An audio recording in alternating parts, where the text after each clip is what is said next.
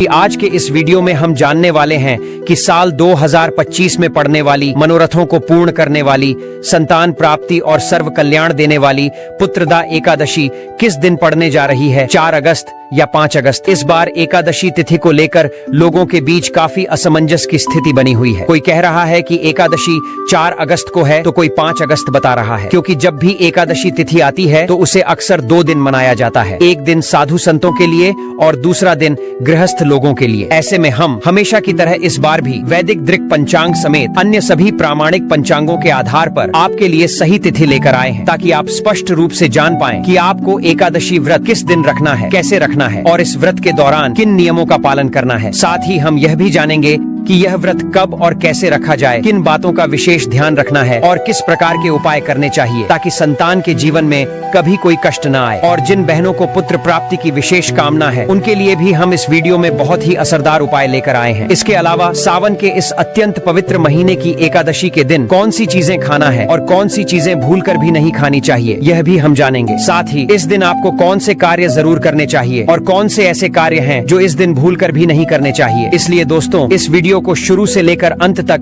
बिना स्किप किए पूरा जरूर देखें। आज के इस वीडियो में हम आपको बताएंगे कि इस एकादशी व्रत को कैसे करना है, इसकी सही विधि क्या है, पूजन कैसे करें, किन चीजों का दान करें और इस दिन कौन कौन से नियमों का पालन जरूरी होता है, क्या इस दिन जल ग्रहण किया जा सकता है या नहीं, क्या कुछ चीजें ऐसी होती हैं जिनका त्याग करना अनिवार्य है और वो कौन कौन सी वस्तुएं हैं जिन्हें व्रत से एक दिन पहले ही छोड़ देना चाहिए। इन सभी जरूरी बातों की जानकारी आपको आज इस वीडियो में मिलने वाली है। व्रत की संपूर्ण विधि, पूजन का सही तरीका, क्या क्या दान देना चाहिए, पारण कब और कैसे करना है, पूजा का शुभ मुहूर्त क्या रहेगा, एकादशी का व्रत किस दिन करना है, इन सारे सवालों का स्पष्ट और प्रमाणिक उत्तर आज आप जानेंगे। हम आपको आने वाली सावन पुत्रदा एकादशी से जुड़ी पूरी जानकारी देने जा रहे हैं, ताकि आप यह व्रत पूरी श्रद्धा और विधि पूर्वक कर सकें और आपके जीवन में सुख, शांति, सौभाग्य और मोक्ष की प्राप्ति हो सके। देखिए दोस्तों, हम यहाँ जो भी जानकारी आपको देते हैं वो पंचांग और धर्म ग्रंथों के आधार पर होती है। कौन सा व्रत कब करना है, कौन सा त्योहार किस विधि से मनाना है और पूजा में क्या क्या विधियां अपनानी चाहिए, ये सब कुछ शास्त्रों और पुराणों में बताए अनुसार ही बताया जाता है। हमारी हर जानकारी सटीक और प्रमाणिक होती है। व्रत की तिथि, समय, शुभ मुहूर्त और विधियां सब कुछ पंचांग और पुराणों के अनुसार बताई जाती हैं। अगर आप भी ऐसी ही धार्मिक और लाभकारी जानकारी नियमित रूप से पाना चाहते हैं तो हमारे चैनल टोटल वास्तु ज्ञान को अभी सब्सक्राइब कर लीजिए। जानकारी शुरू करने से पहले आपसे एक छोटा सा निवेदन है, अगर यह वीडियो आपको जरा भी उपयोगी लगे तो कृपया एक लाइक जरूर कर दीजिए। वैसे तो हिंदू पंचांग के अनुसार हर माह में 2 एकादशी तिथियां आती हैं, एक कृष्ण पक्ष में और एक शुक्ल पक्ष में, लेकिन सावन मास के शुक्ल पक्ष में आने वाली यह पुत्रदा एकादशी का महत्व सभी एकादशियों से अधिक बताया गया है। शास्त्रों के अनुसार पुत्रदा एकादशी वर्ष में 2 बार आती है, एक बार पौष मास में और दूसरी बार श्रावण मास में। यह दिन उन दंपतियों के लिए विशेष फलदायक माना गया है जो संतान प्राप्ति की इच्छा रखते हैं या संतान संबंधी कष्टों, रोगों या बाधाओं से जूझ रहे हैं। शास्त्रों में कहा गया है कि यह व्रत न सिर्फ संतान सुख प्रदान करता है, बल्कि संतान की दीर्घायु,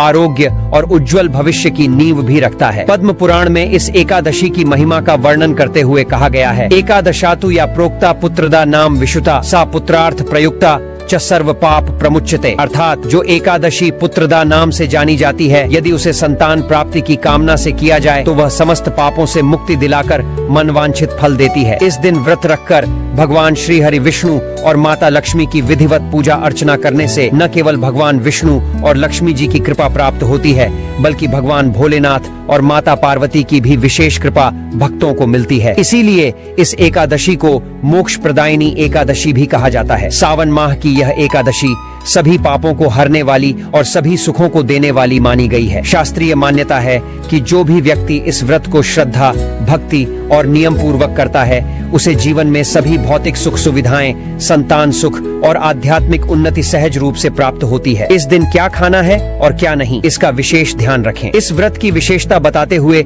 शास्त्रों में कहा गया है कि यदि कोई व्यक्ति किसी कारणवश पुत्रदा एकादशी का व्रत नहीं भी रख पाता है, तब भी यदि वह श्रद्धा पूर्वक भगवान श्री हरि की पूजा अर्चना करे और शास्त्रों में बताए गए एक विशेष उपाय को कर ले तो उसे भगवान श्रीमन नारायण और माता लक्ष्मी जी का अद्भुत आशीर्वाद प्राप्त होता है। भक्तों, हमारे शास्त्रों में एकादशी तिथि का महत्व सभी तिथियों में सबसे अधिक बताया गया है। पद्म पुराण के अनुसार यह दिन स्वयं श्री लक्ष्मी नारायण जी को समर्पित माना गया है और इस दिन विधि पूर्वक पूजा और आराधना करना अत्यंत फलदायी माना जाता है। इसके अलावा पुत्रदा एकादशी के दिन पवित्र नदियों में स्नान और दान करना भी अत्यंत शुभ और पुण्यदायी बताया गया है। इससे न केवल मनुष्य अपने पापों से मुक्त होता है, बल्कि उसे पुण्य फलों की भी प्राप्ति होती है। दोस्तों, वीडियो में आगे बढ़ने से पहले एक छोटी सी विनती है। यदि आप इस एकादशी पर अपने और अपने परिवार के ऊपर भगवान श्री हरि विष्णु और माता लक्ष्मी की असीम कृपा प्राप्त करना चाहते हैं, तो कृपया कमेंट बॉक्स में जय श्री हरि विष्णु जरूर लिखें और हमारे चैनल को सब्सक्राइब करना न भूलें। साथ ही अपनी राशि भी कमेंट करें ताकि हम आपको आपकी राशि के अनुसार विशेष उपाय बता सकें, जिनसे आप अपने जीवन में भगवान विष्णु और लक्ष्मी जी की कृपा को सदा के लिए प्राप्त कर सकें। शास्त्रों के अनुसार सावन मास के शुक्ल पक्ष की एकादशी तिथि भगवान श्रीमन नारायण को प्रसन्न करने की सबसे उत्तम तिथि मानी गई है। विष्णु पुराण के अनुसार इस दिन से यदि कोई श्रद्धालु भगवान श्री हरि विष्णु और माता लक्ष्मी की विधि पूर्वक पूजा अर्चना करे और कुछ विशेष उपाय कर ले, तो उसे जीवन भर लक्ष्मी कृपा से वंचित नहीं रहना पड़ता। इस दिन गंगा, यमुना, सिंधु, कावेरी जैसी पवित्र नदियों या किसी पावन सरोवर या तीर्थ में स्नान करना अत्यंत ही पुण्यकारी होता है। और सबसे खास बात, यदि कोई व्यक्ति इस दिन भगवान श्री हरि की पूजा करता है और हमारे शास्त्रों में बताए गए एकमात्र विशेष चीज को भगवान श्रीमन नारायण और माता लक्ष्मी जी को समर्पित कर देता है, तो उसे संपूर्ण एकादशी व्रत के बराबर फल प्राप्त होता है। यदि सभी एकादशियों का व्रत करना संभव ना हो, तो कम से कम सावन माह की शुक्ल पक्ष की पुत्रदा एकादशी का व्रत हर मनुष्य को अवश्य रखना चाहिए। शास्त्रों में स्पष्ट रूप से कहा गया है कि इस दिन जितना भगवान विष्णु पूजा, उपवास और व्रत से प्रसन्न होते हैं, उससे कहीं अधिक वे सिर्फ इस एक वस्तु के दान से ही अत्यंत प्रसन्न हो जाते हैं। इसलिए यदि आप व्रत उपवास कर सकते हैं तो यह बहुत ही उत्तम है, लेकिन अगर किसी कारणवश आप व्रत नहीं भी रख पा रहे हैं, तो कम से कम पुत्रदा एकादशी के दिन इस एक विशेष चीज का दान अपने और अपने परिवार की सुख समृद्धि, संतान सुख और लक्ष्मी कृपा के लिए जरूर करें। चलिए भक्तों, अब हम आपको बता देते हैं सावन पुत्रदा एकादशी की सही डे, टाइम और शुभ मुहूर्त के बारे में। वैदिक पंचांग के अनुसार सावन माह के शुक्ल पक्ष की पुत्रदा एकादशी तिथि की शुरुआत 4 अगस्त को सुबह 11:41 पर शुरू होगी और इस तिथि का समापन 5 अगस्त को दोपहर 1:12 पर होगा। व्रत हमेशा उदया तिथि में रखा जाता है, इसलिए सावन पुत्रदा एकादशी का व्रत 5 अगस्त दिन मंगलवार को रखा जाएगा। दोस्तों, सावन पुत्रदा एकादशी के दिन ब्रह्म मुहूर्त का समय सुबह 4:20 से लेकर 5:02 तक रहेगा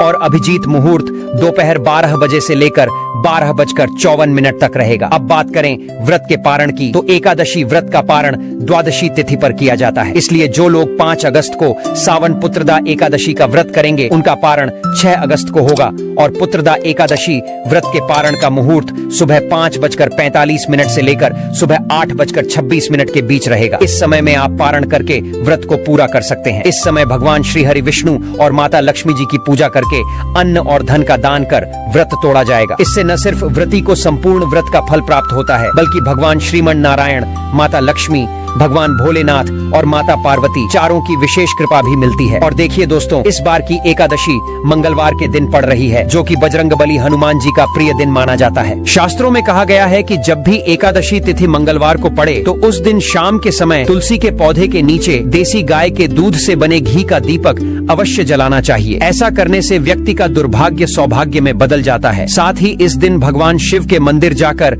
एक लोटा जल अर्पित करना भी अत्यंत पुण्यदायी माना गया है। और इस दिन यदि आप भगवान लक्ष्मी नारायण की विधिवत पूजा अर्चना के साथ घर में सत्यनारायण भगवान की कथा या पूजा करते हैं, तो आप पर आजीवन श्री लक्ष्मी नारायण जी की कृपा बनी रहती है। इस दिन की शुरुआत आपको सूर्योदय से पहले करनी चाहिए। उठकर स्नान आदि से निवृत्त होकर सबसे पहले घर के मंदिर को साफ करें, भगवान को स्नान कराएं, पंचामृत से अभिषेक करें, फिर गंगा जल से शुद्ध कर भगवान को पीले वस्त्र पहनाएं और पीले फूलों की माला अर्पित करें। अब भगवान श्री लक्ष्मी नारायण के सामने बैठकर एकादशी व्रत का संकल्प लें। हाथ में जल और फूल लेकर बोलें, ओम विष्णुवे नमः, मैं श्री हरि विष्णु की कृपा पाने हेतु पुत्रदा एकादशी का व्रत कर रही हूँ। हे प्रभु, मुझे श्रद्धा और नियम से यह व्रत पूर्ण करने की शक्ति दें। अब भगवान विष्णु की पूजा प्रारंभ करें। उन्हें जल, अक्षत, चावल, पीले फूल, तुलसी पत्र अर्पित करें, फिर धूप और घी का दीपक दिखाएं। यदि संभव हो तो पंचामृत से स्नान कराएं, अन्यथा केवल गंगा जल छिड़कें। पूजा में पीले फल, मिष्ठान्न और तुलसी पत्तों के साथ भोग अर्पित करें। इसके बाद भगवान विष्णु के मंत्रों का जाप करें। ओम नमो भगवते वासुदेवाय, इसका 108 बार जप करना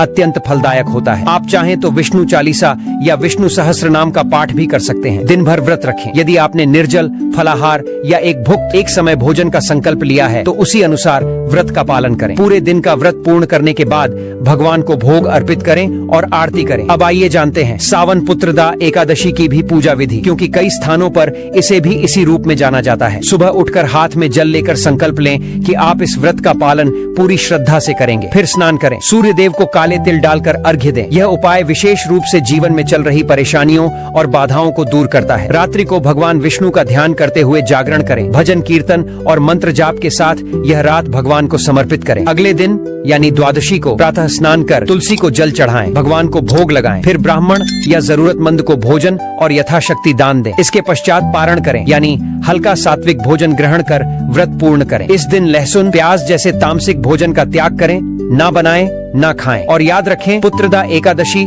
केवल व्रत और पूजा का दिन ही नहीं है, यह पितरों के प्रति कृतज्ञता प्रकट करने का भी दिन है। शाम की गोधूली बेला में जब सूर्य अस्त हो रहा हो, उस समय एक दीपक जलाकर अपने पितरों को श्रद्धा से स्मरण करें। ऐसा करने से पूर्वजों की आत्मा प्रसन्न होती है और उनका आशीर्वाद परिवार को मिलता है। और हाँ, अगर आप हमारे चैनल पर नए हैं तो अभी टोटल वास्तु ज्ञान चैनल को सब्सक्राइब करें और इस वीडियो को एक लाइक जरूर दें ताकि यह शुभ संदेश अधिक से अधिक भक्तों तक पहुंच सके। चलिए भक्तों, वीडियो में आगे बढ़ते हैं। पुत्रदा एकादशी जैसे पुण्य और फलदायी व्रत के दिन कुछ नियम हैं जिन्हें हर श्रद्धालु को जानना और समझना आवश्यक होता है, क्योंकि ऐसा माना गया है कि जिस प्रकार यह दिन पापों को हरता है, वैसे ही यदि इस दिन अनुचित भोजन या अनुचित आचरण कर लिया जाए तो व्रत का पुण्य समाप्त हो जाता है और भगवान नारायण की कृपा भी रूठ सकती है। इसीलिए इस पवित्र तिथि पर सबसे पहली बात तो यह समझ लीजिए कि पुत्रदा एकादशी के दिन किसी भी मनुष्य को मांसाहार का सेवन भूलकर भी नहीं करना चाहिए। साथ ही साथ इस दिन मदिरा का सेवन करना भी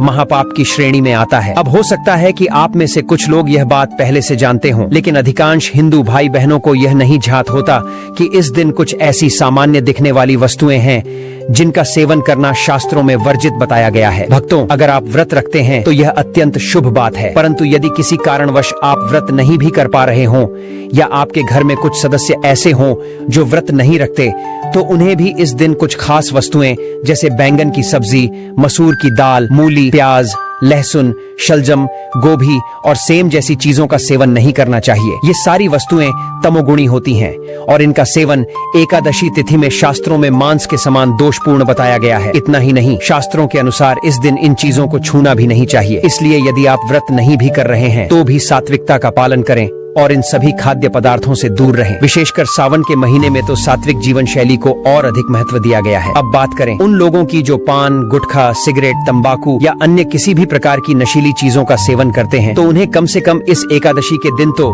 इन सभी चीजों से दूरी बनाए रखनी चाहिए, क्योंकि इस दिन नशीले पदार्थों का सेवन न केवल आपके शरीर को दूषित करता है बल्कि आपके घर के वातावरण में अशांति फैलाता है और भगवान नारायण की कृपा भी उस घर से दूर हो जाती है। भक्तों, इस दिन यात्रा भी नहीं करनी चाहिए। मतलब यह कि यदि आप किसी तीर्थ यात्रा या धर्म से जुड़ी यात्रा पर जा रहे हैं तो वह एक अलग बात है, लेकिन यदि आप केवल मौज मस्ती या घूमने फिरने के लिए यात्रा की योजना बना रहे हैं तो उसे टाल देना ही श्रेयस्कर है, क्योंकि एकादशी का दिन मन को भगवान की ओर लगाने का होता है, न कि इधर उधर भटकाने का। हाँ, यदि कोई अत्यंत आवश्यक कार्यवश यात्रा करनी ही पड़े तो उसमें कोई दोष नहीं है, लेकिन फिर भी भीतर से भगवान का ध्यान बना रहना चाहिए। अब आइए जानते हैं कुछ विशेष और अचूक उपाय जो यदि इस दिन कर लिए जाएं तो व्यक्ति के जीवन में माता लक्ष्मी और भगवान विष्णु की असीम कृपा बरसने लगती है। श्रीमद् भागवत के अनुसार पुत्रदा एकादशी के दिन यदि संभव हो तो किसी नदी, पोखर या तालाब में जाकर मछलियों को आटे की गोलियां खिलानी चाहिए। ऐसा करने से व्यक्ति की समृद्धि में वृद्धि होती है और घर में लक्ष्मी का वास होता है। वहीं स्कंद पुराण में यह बताया गया है कि इस दिन अपने पितरों के लिए तर्पण अवश्य करें और साथ ही किसी जरूरतमंद गरीब या ब्राह्मण को भोजन कराना अत्यंत पुण्यदायक होता है। इसके अतिरिक्त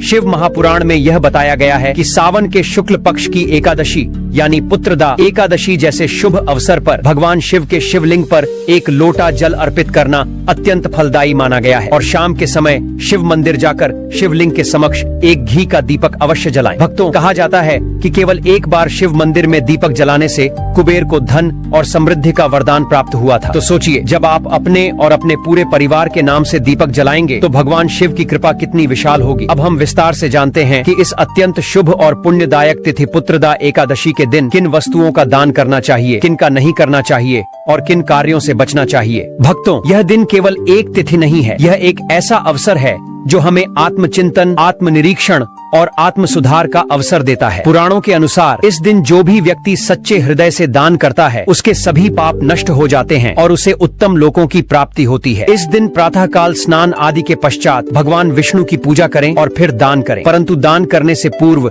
एक बात का विशेष ध्यान रखें कि जो भी दान करें वह सच्चे मन से, संकोच या दिखावे के बिना करें। आप इस दिन जल से भरा हुआ तांबे या मिट्टी का कलश जिसमें सौंफ, शक्कर और सफेद वस्त्र हों दान कर सकते हैं। इसके अतिरिक्त पंखा, चावल, सत्तू, खांड, गुड़, छाता, चप्पल, मौसमी फल जैसे खरबूजा, आम और शीतल जल से भरी सुराही का दान अत्यंत पुण्यदायक माना गया है। अब जान लेते हैं कि इस दिन किन वस्तुओं का दान वर्जित माना गया है। लोहे की वस्तुएं, धारदार या नुकीली चीजें, पुराने फटे कपड़े या कोई भी ऐसा सामान जो किसी और का उपयोग किया हुआ हो या जिसे देखकर किसी को अपमान महसूस हो, ऐसे वस्तुएं दान नहीं करनी चाहिए। यदि आप ऐसा कुछ दान करते हैं तो वह पुण्य नहीं बल्कि पाप कहलाता है। अब आते हैं सबसे महत्वपूर्ण विषय पर। इस दिन कौन से कार्य नहीं करने चाहिए। इस दिन संयम, पवित्रता और तपस्या का भाव होना चाहिए। किसी भी प्रकार की वासना, क्रोध, लोभ, हिंसा, अपमान, चुगली या निंदा, ये सभी कार्य इस दिन निषिद्ध हैं। स्त्री और पुरुष दोनों को अपने विचारों और कर्मों में पवित्रता बनाए रखनी चाहिए। भी जीव को कष्ट पहुंचाना, पशु पक्षियों को मारना, पेड़ पौधों को बिना कारण काटना, यह सब महान दोष माना गया है। मांसाहार, नशा, अपशब्द बोलना, अश्लीलता या अभद्रता, ये सब पुण्य को क्षीण कर देते हैं। इस दिन पति पत्नी को भी संयम रखना चाहिए और ब्रह्मचर्य का पालन करना चाहिए। विशेषकर सावन मास में तो यह और भी आवश्यक हो जाता है। इसके अलावा इस दिन क्रोध से बचें और किसी से कटु वचन न कहें। यदि किसी बात पर मन अशांत हो जाए तो मौन व्रत धारण करें और भगवान का नाम लें। इस दिन बोले गए शब्द ब्रह्मांड में विशेष प्रभाव छोड़ते हैं। पीपल और तुलसी जैसे पवित्र वृक्षों का पूजन अवश्य करें, लेकिन दोपहर या संध्या के बाद इन्हें स्पर्श न करें। एकादशी के दिन तुलसी माता को स्पर्श करना भी वर्जित माना गया है। इसीलिए तुलसी के पत्ते एक दिन पहले ही तोड़कर रख लेने चाहिए। और अंत में तुलसी माता की पूजा का विशेष महत्व है। इस दिन प्रातः काल उठकर स्वच्छ वस्त्र धारण करें, तुलसी के पौधे के समक्ष दीपक जलाएं, ताजे फूल अर्पित करें और यदि घर में नकारात्मकता हो तो तुलसी जल को घर के प्रत्येक स्थान पर छिड़कें, विशेषकर रसोई, पूजा स्थान और शयन कक्ष में। इससे घर का वातावरण शुद्ध होता है और सकारात्मक ऊर्जा का संचार होता है। विशेष रूप से रात्रि के समय भगवान विष्णु का रात्रि जागरण करके पूजा करना और मंत्रों का जाप करना। साथ ही तुलसी के पौधे के आसपास घी का दीपक रखें और नियमित रूप से उसका पूजन करें। इस दिन के व्रत और पूजा से भगवान विष्णु की विशेष कृपा प्राप्त होती है। इसलिए इस एकादशी पर जो भी पूजन उपाय हम करेंगे, कई गुना अधिक पुण्य फल की हमें प्राप्ति होगी। पुत्रदा एकादशी बड़ी से बड़ी विपदा से भी छुटकारा दिलाती है। यह एकादशी भगवान लक्ष्मी नारायण की कृपा प्राप्त करने के लिए बहुत खास मानी जाती है। तो इस साल पुत्रदा एकादशी बहुत खास संयोग लेकर आ रही है। इस दिन पूजा, व्रत, दान आदि धार्मिक कार्य करने वालों पर लक्ष्मी नारायण की कृपा बरसेगी। इस दिन भगवान विष्णु को प्रसन्न करने के लिए कुछ लोग व्रत रखते हैं और पूजा करते हैं। इस दिन सच्ची श्रद्धा और भक्ति भाव से भगवान विष्णु की पूजा करने से सभी मनोकामनाएं पूर्ण होती। दोस्तों, तुलसी एक ऐसा पौधा है जिसकी पूजा से बहुत ही चमत्कारी और बहुत ही शीघ्र लाभ माना गया है। दोस्तों, भारतवर्ष में ही नहीं, संसार के लगभग अधिकांश देशों में तुलसी को पवित्रता की दृष्टि से देखा जाता है। अनेक औषधीय गुणों से भरपूर तुलसी का धार्मिक महत्व भी है। अनेक धार्मिक अनुष्ठानों और तांत्रिक प्रयोग में इसका उपयोग होता है। पुराणों में तुलसी को भगवान विष्णु की पत्नी होने का गौरव मिला है। इसी कारण तुलसी जगत जननी भी है। परमात्मा के अनेक दुर्लभ वरदान में परिगत तुलसी को अमृत का प्रतिरूप भी कहा गया है। जहाँ तुलसी का पौधा लगा होता है वहाँ ब्रह्मा विष्णु महेश यानी त्रिदेव का निवास होता है। और तुलसी की पूजा करने से महापात्र भी उसी प्रकार नष्ट हो जाते हैं जैसे सूर्य के उदय होने पर अंधकार नष्ट हो जाता है। शास्त्रों के अनुसार जिन घरों में तुलसी का पौधा होता है उस घर में सुख शांति और समृद्धि बनी रहती है। भगवान विष्णु की पूजा और प्रसाद में तुलसी का पत्ता होना सबसे जरूरी माना जाता है, क्योंकि इसके बिना पूजा पूर्ण नहीं मानी जाती है। इन्हीं कारणों से सभी हिंदू परिवारों में तुलसी का पौधा लगा होना जरूरी हो जाता है। अगर आपके घर भी तुलसी है तो सुख शांति और समृद्धि के लिए सुख शांति और समृद्धि के लिए तुलसी माँ को चुनरी अवश्य चढ़ाने चाहिए। अक्सर लोग जाने अनजाने में कई गलतियां कर देते हैं।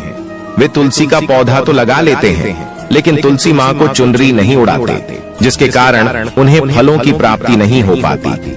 हमेशा याद रखें, माता तुलसी को चुनरी अवश्य चढ़ा चाहिए। तुलसी पर चुनरी जरूर चढ़ाने चाहिए। तुलसी न केवल एक पौधा है बल्कि यह हमारे माँ के समान है। घरों में तुलसी को छू उड़ाकर रखा जाता है, लेकिन इसका ध्यान कुछ लोग ही रखते हैं। आमतौर पर लोग तुलसी को लाल रंग की चुनरी उड़ाते हैं, लेकिन लाल मंगल का रंग है और तुलसी का कारक बुध है। बुध और मंगल मित्र नहीं है। बुध के अनुकूल ग्रह शुक्र और क्षण है। इसलिए तुलसी जी को सफेद चमकीली या नीली चुनरी चढ़ाना अत्यंत शुभ होता है। कई लोग यह भी गलतियां करते हैं, तुलसी की चुनरी काफी पुरानी हो जाती है या फट जाती है, लेकिन एकादशी या फिर अन्य कोई शुभ दिवस पर तुलसी की चुनरी लोग बदल देते हैं। लेकिन आपको न केवल त्योहारों पर चुनरी बदलनी चाहिए बल्कि साफ सुथरी चुनरी माँ तुलसी को हमेशा उड़ानी चाहिए। बगैर चुनरी के तुलसी माता अच्छी नहीं लगती। तुलसी माँ नाराज होती है और आपको फलों की प्राप्ति नहीं हो पाती है। दोस्तों, तुलसी में कई दिव्य शक्तियां विराजमान हैं। जो लोग तुलसी विवाह कराते हैं उन्हें कभी कष्ट नहीं आते हैं। स्वर्ग की प्राप्ति होती है, माँ प्रसन्न होती है। शालिग्राम और तुलसी का विवाह करने से सारे अभाव, कलह, पाप, दुख और रोग दूर हो जाते हैं। दोस्तों, तुलसी के पास यह चीज कभी ना रखें। तुलसी माँ होती है क्रोधित। जहाँ तुलसी का पौधा होता है वहाँ आपको अपने मुख से कड़वे बोल नहीं बोलने चाहिए। प्रत्येक एकादशी में तुलसी माँ और देवी माता लक्ष्मी को शुद्ध घी का 9 बत्तियां वाला दीपक अर्पित कर उनकी आरती करें। एकादशी के दिन ब्रह्म मुहूर्त में उठकर तुलसी में एक सिक्का नए लाल रंग के वस्त्र में बांधकर तुलसी के गमले में डाल दें। ऐसा करने से घर में धन समृद्धि का आगमन होने लगता है और घर में से गरीबी और दर्द खत्म होना शुरू हो जाता है, क्योंकि तुलसी माँ को लक्ष्मी माँ का वरदान मिला हुआ है। इसलिए धन की देवी माँ लक्ष्मी आपके घर में कृपा बरसाना शुरू कर देती है। पुत्रदा, एकादशी के दिन तुलसी पर कच्चा दूध चढ़ाएं। ऐसा करने से पितर दोष खत्म होते हैं और हमरे पितर हमें आशीर्वाद के रूप में धन के द्वार खोलते हैं और आपके ऊपर असीम कृपा बरसते हैं। पुत्रदा, एकादशी के दिन सुहाग का सामान चढ़ाने से घर में खुशहाली आती है, जैसे कि कुमकुम आभूषण, बिंदी, चूड़ियां, लाल साड़ी या चुनरी आदि चीजें तुलसी को चढ़ाएं। कच्चा दूध, मिठाई का भोग लगाएं। ऐसा करने से तुलसी माता प्रसन्न होती है। घर में माँ लक्ष्मी का वास होता है। धन प्राप्ति का आशीर्वाद मिलता है। शाम के समय एकादशी के दिन माँ तुलसी के पास घी का दीपक जाल और उसमें थोड़ा सा सिंदूर डालकर अपनी पति के लंबी आयु की कामना करें। एकादशी के दिन तुलसी के पौधे में हल्दी की गांठ बांध दें। ऐसा करने से नकारात्मकता, ऊर्जा का नाश होता है। साथ ही घर में सकारात्मक ऊर्जा का वास बना रहता है। वास्तु के अनुसार तुलसी को हमेशा विषम संख्या में रखना चाहिए। इसलिए अपने घर में एक 3 या 5 तुलसी के पौधे रखें। ऐसा करने से वास्तु दोष दूर होता है।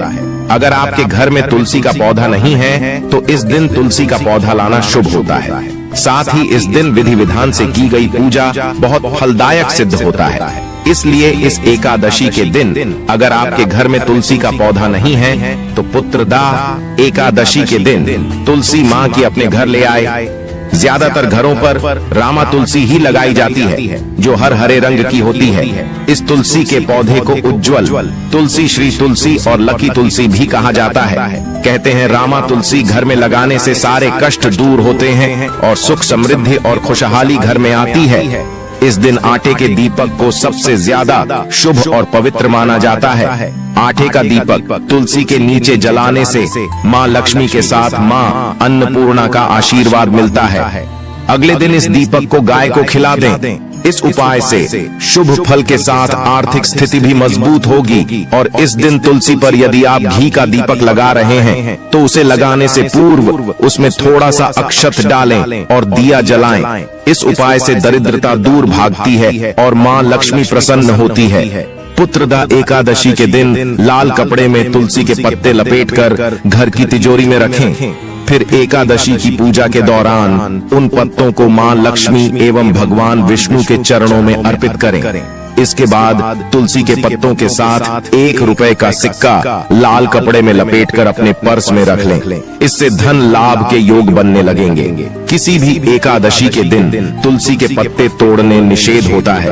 कहते हैं कि पूर्णिमा, अमावस्या, एकादशी और रविवार के दिन भूलकर भी तुलसी के पत्तों को न तो स्पर्श और न ही जल अर्पित करना चाहिए। ऐसा करने से घोर पाप लगता है। दिन अगर आप गाय माता को चुपचाप यह एक गुप्त चमत्कारी चीज खिला देते हैं तो केवल एक दिन के ही उपाय से आपकी किस्मत चमक उठेगी। दोस्तों, वैसे तो एकादशी हर महीने आती है, लेकिन सावन महीने में आने वाली पुत्रदा एकादशी सबसे ज्यादा महत्वपूर्ण होती है। पुत्रदा एकादशी को पुत्रदायिनी एकादशी भी कहा जाता है। ऐसी मान्यता है कि इस दिन सभी माताएं बहनें अपने संतान के सलामती, तरक्की एवं उन्नति के लिए व्रत रखती हैं। वहीं जिन भी माताएं बहनों को पुत्र की कामना है वह इस एकादशी का व्रत अगर रखती हैं एवं नियम पूर्वक उपाय करती हैं तो उन्हें निश्चित रूप से उन्हें एक ओजस्वी पुत्र की प्राप्ति होती है। पुत्रदा एकादशी के दिन अगर आप यह उपाय कर लेते हो तो यकीनन आप पर मां लक्ष्मी की कृपा होगी और आप धनवान बन जाओगे। आप धनवान न बने तो मुझे बताना दोस्तों, बस जो उपाय आपको बताया जाए वह उपाय कर लेना। चलिए जानते हैं। एकादशी के दिन चुपचाप गाय को खिला दें। यह एक छोटी सी चीज रोडपति भी होंगे, करोड़पति मिलेंगे।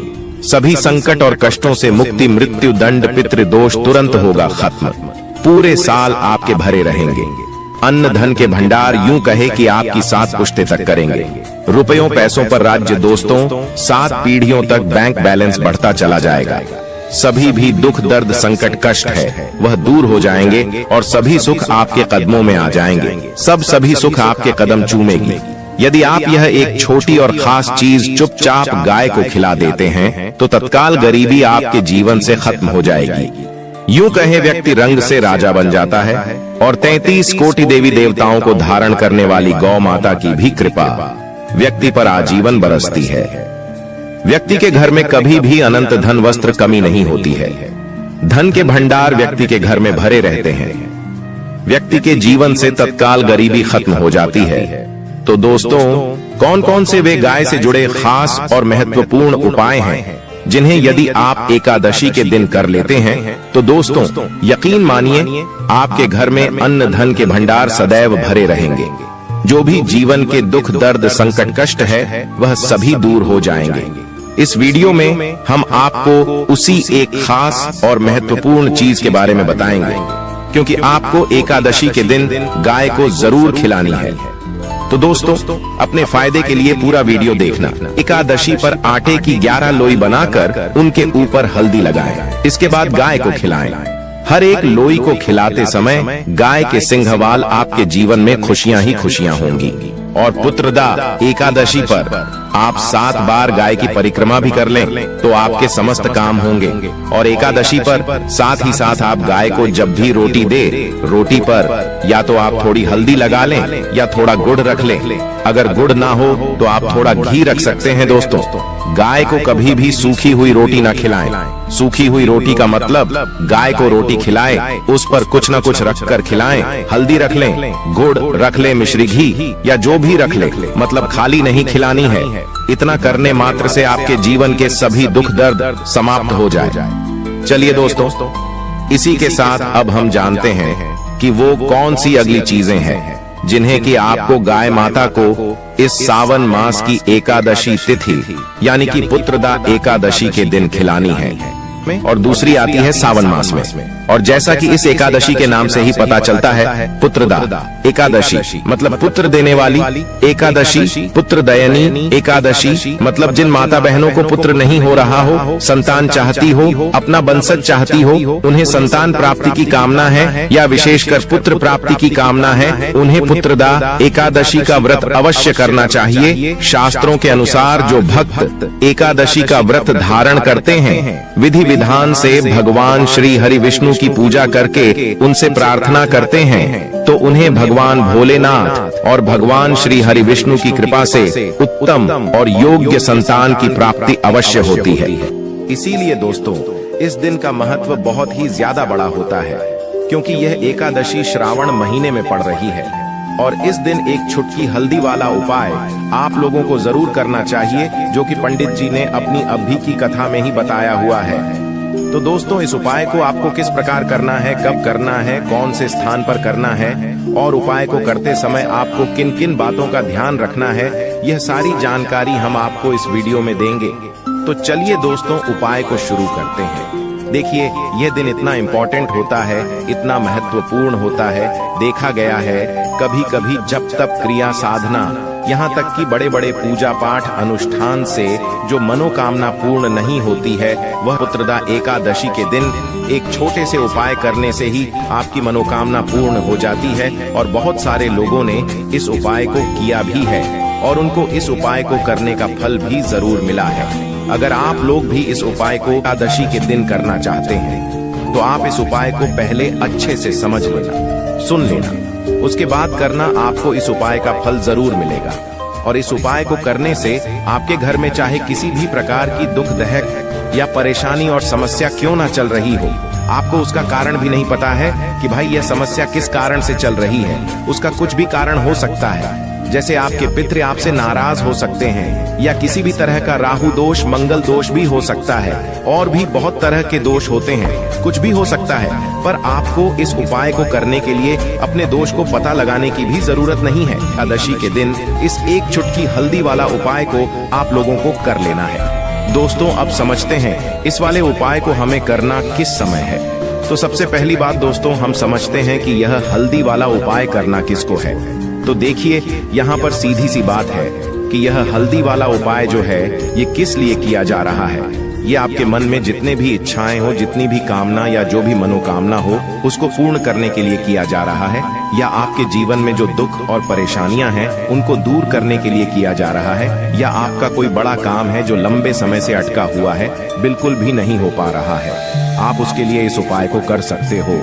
तो सीधी सी बात यह है कि आप अपनी किसी भी प्रकार की मनोकामना के लिए इस वाले उपाय को कर सकते हो।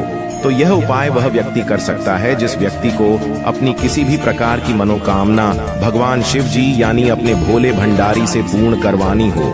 और अगर कोई भी माताएं बहनें जो हैं अपने घर की सुख और शांति के लिए, घर में धन समृद्धि को बढ़ाने के लिए, घर के गृह क्लेश को दूर करने के लिए यह वाला उपाय करना चाहती है, तो घर की जो बड़ी माताएं बहनें होंगी वह इस हल्दी वाले उपाय को विशेष रूप से करें, क्योंकि माताएं बहनें घर की लक्ष्मी होती हैं। और जब घर की लक्ष्मी कोई विशेष उपाय करती है तो उसका फल ही बहुत जल्दी मिल जाता है और बहुत बड़ा होकर मिलता है। अन्यथा इस उपाय को कोई भी व्यक्ति कर सकता है, चाहे वह बड़ा हो, चाहे वह छोटा हो, चाहे वह बच्चा हो। जिस व्यक्ति को यह हल्दी वाला उपाय समझ आ गया, वह व्यक्ति इस हल्दी वाला उपाय को एकादशी के दिन जरूर करे, क्योंकि उसको इस उपाय को फल बहुत ही जल्दी मिल जाएगा। एकादशी के दिन भगवान शिव और विष्णु भगवान जी बहुत आसानी से प्रसन्न हो जाते हैं। तो आइए अब हम समझते हैं कि इस हल्दी वाला उपाय को आपको करना कैसे है, और इस उपाय को करने का जो समय है वह क्या है। आपको देव मुहूर्त में करना है कि लक्ष्मी मुहूर्त में करना है, आंखें, इस उपाय को आपको करना कब है, सारी जानकारी आज के इस वीडियो में हम आपको देने वाले हैं। तो आप एक एक शब्द ध्यान पूर्वक सुना, तभी आपको समझ में आएगा। तो देखिए, के दिन किए जाने वाले यह एक छुटकी हल्दी वाला उपाय जो उपाय है, यह मुख्य रूप से सुबह के समय होगा। अगर आप देव मुहूर्त में कर लो तो और भी अच्छा है। अब जिन माताएं बहनों को नहीं पता कि देव मुहूर्त और लक्ष्मी मुहूर्त कब होता है, तो ध्यान पूर्वक, सूर्य देव मुहूर्त 3 से करके बीच में होता है सुबह के समय, और लक्ष्मी मुहूर्त शाम के 6 से 7 के बीच में होता है। तो आप अपनी इच्छा के अनुसार सुबह के समय करो या शाम के समय करो। देखिए, तो यह उपाय सुबह के समय होगा। आपको कोशिश यही करनी है कि सुबह के समय हम इस हल्दी वाला उपाय को कर लें। पर किसी कारणवश अगर आप सुबह इस उपाय को न कर पाओ, आपको कहीं काम से जाना हो या किसी और काम की वजह से आप उपाय को न कर पाओ, तो आपके पास फिर दूसरा मौका रहेगा, जो कि शाम के समय का रहेगा, प्रदोष काल का रहेगा। अब भाई, प्रदोष काल का समय भी बहुत ही लोगों के मन में प्रश्न बन जाता है कि भाई यह समय होता कब है, कितने बजे से लेकर कितने बजे यह समय होता है, ताकि हमें उपाय के लिए जो है करने का समय पता लग जाए। तो हम आपको बता दें, प्रदोष काल का जो एक समय होता है, शाम का समय वह होता है शाम के 6 बजे से लेकर शाम के 7 बजे के बीच का। इस समय के बीच में आप उपाय को करेंगे तो आपको उस उपाय का जरूर फल मिलेगा। तो शाम के 6 बजे से लेकर शाम के 7 बजे के बीच में आप लोग इस हल्दी वाला उपाय को कर सकते हो। तो भैया, बहुत सारे लोग यहाँ पर ये प्रश्न भी जरूर करेंगे कि भाई हम तो नौकरी पर जाते हैं, हम अपनी ड्यूटी पर जाते हैं और आने में हमें देर हो जाती है, तो उस जगह पर हमें क्या करना चाहिए। तो देखिए, उन लोगों को भी टेंशन लेने की जरूरत नहीं है। अगर आप लोग इस उपाय को शाम के समय प्रदोष काल में कर रहे हैं और अगर आप आने में देरी भी हो जाती, आपको आने में 7 बजे तक आप नहीं पहुंच पाते, तो भाई आप 7 या रात 8 बजे तक भी अगर उपाय को करोगे तो भी चल जाएगा। और अगर इससे भी थोड़ा देर हो जाती है तो भी आप उपाय को कर सकते हो। का दिन है, यह दिन बहुत ही कम आता है पूरे साल भर में, इसलिए जब आपको मौका मिल जाए तब आप इस उपाय को जरूर कर लेना। कोई भी उपाय हो आप कभी भी कर सकते हो। कोशिश करना कि समय के थोड़ा मतलब अंतर्गत ही कर लो, पर किसी कारणवश अगर ना कर पाओ तो फिर आप थोड़ा देरी से भी कर सकते हो, आपको उपाय का फल जरूर मिलेगा। तो देखिए, एकादशी के दिन पर विशेषकर श्री हरि विष्णु और मां लक्ष्मी का पूजन किया जाता है। तो ऐसा समझ लीजिए, आपके जीवन में धन भी आएगा, सुख भी आएगा, धन बढ़ेगा।